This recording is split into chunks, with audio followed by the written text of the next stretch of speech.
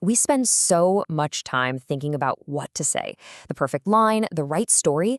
But what if the most important signals in attraction aren't spoken at all? What if they're completely silent? And you might be missing them because you're too busy trying to listen instead of watching.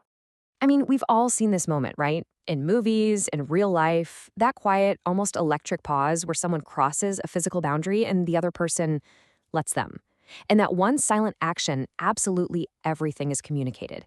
The real story isn't in the words, it's told in the space between two people. So, what are these silent signals? How do you learn to speak this hidden language that the body uses? Well, that's exactly what we're going to decode today. We are going to pull back the curtain on a really fascinating idea. It's called the proximity boundary. Just imagine an invisible circle of personal space around everyone. Who a person allows to enter that circle and how close they let them get tells you pretty much everything you need to know about where you stand with them. And this isn't just some social quirk. It's actually rooted deep in our biology. Yeah, see, the science behind all this is tied to something called the oxytocin bond. You've probably heard of oxytocin. It's that hormone that's all about social bonding and trust. And understanding how it connects to physical space, well, that's the key to the whole thing. Okay, so here's how it all fits together.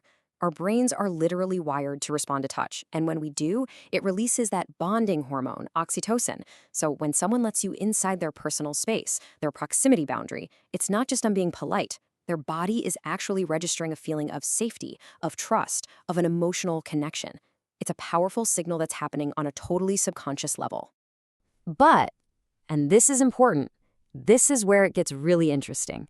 It's not just about getting close. The location of the touch is what truly tells the story. It's kind of like a language with its own grammar. And touching someone's arm means something completely different than touching, say, their face.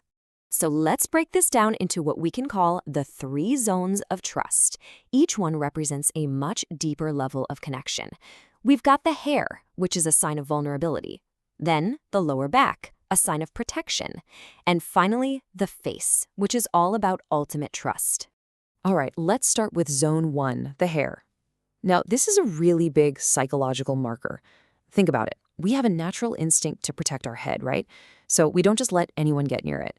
If someone not only allows you to, say, brush a strand of hair from their eyes, but they actually lean into your hand, wow, they are making an active choice to be vulnerable with you. That is a huge signal. Next up, zone 2, the lower back. Now, this is definitely considered a more intimate zone. Picture this. You're guiding someone through a crowded room with a gentle hand on their lower back. If they tense up or pull away, that boundary is solid. But if they relax and lean into that touch, they're subconsciously acknowledging you as a supportive, protective presence in that moment. And that brings us to the most intimate territory of them all, the face. I mean, touching someone's face, their cheek, their jaw, is incredibly personal. It requires such a profound level of emotional safety and comfort, a level that, frankly, a lot of relationships never even get to. This goes way beyond simple attraction. At this level, it's not even about flirting anymore. It's about pure, unadulterated trust. When someone lets you touch their face, their body is sending a message that's more powerful than anything they could ever say out loud. It's a silent, I trust you, completely. Okay, it is so important that we pause here for a second. This knowledge, understanding these zones, this is not a playbook. It is not a tool for manipulation or for trying to force a connection that isn't there. That is not the point of this at all. The whole point of this is genuine understanding.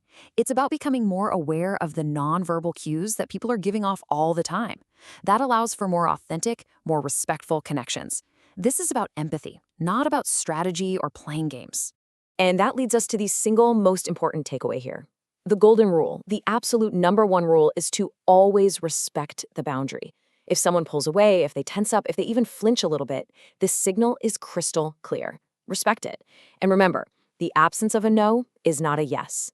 Clear, relaxed, comfortable acceptance is the only real signal you should ever pay attention to. So I want you to think about your own experiences. Have you ever noticed these subtle signals before? Maybe you felt them, but you just couldn't quite put your finger on what they meant. Now that you understand the proximity boundary, what might you see differently?